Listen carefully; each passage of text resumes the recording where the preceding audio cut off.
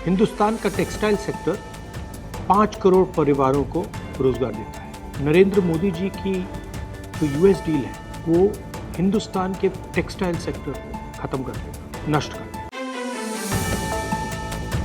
राहुल गांधी की चेतावनी, कपास और टेक्सटाइल उद्योग पर संकट के संकेत।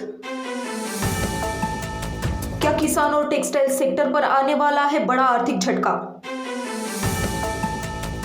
राहुल गांधी ने अपने हालिया बयान में कपास और टेक्सटाइल सेक्टर को लेकर बड़ा दावा किया है।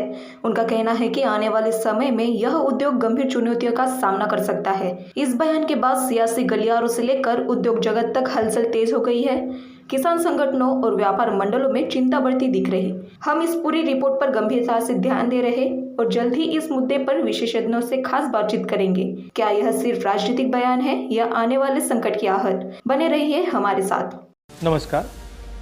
हिंदुस्तान का टेक्सटाइल सेक्टर 5 करोड़ परिवारों को रोजगार देता है। नरेंद्र मोदी जी की जो यूएस डील है वो हिंदुस्तान के टेक्सटाइल सेक्टर को खत्म कर देगा, नष्ट कर देगा। ये बात नरेंद्र मोदी जानते हैं और पूरा हिंदुस्तान जानता है। मैंने पार्लियामेंट हाउस में समझाया कि बांग्लादेश को फ्री पास 0% टैक्स और हिंदुस्तान को 18% टैक्स। इसका नतीजा होगा कि बांग्लादेश की टेक्सटाइल इंडस्ट्री हिंदुस्तान की टेक्सटाइल इंडस्ट्री को खत्म कर देगा। नरेंद्र मोदी जी के एक मंत्री ने बोला कि अगर हम भी यूएस कॉटन इंपोर्ट करेंगे तो हमें भी वो फायदा मिलेगा।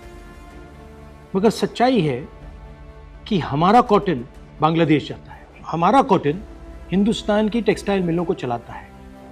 तो अगर हमने बांग्लादेश का रास्ता चुना तो हमारे पूरे के पूरे कपास के किसान और कॉटन की इंडस्ट्री खत्म हो जाएगी, और अगर हमने नहीं चुना तो हमारी टेक्सटाइल की इंडस्ट्री खत्म हो जाएगी। ये सच्चाई है।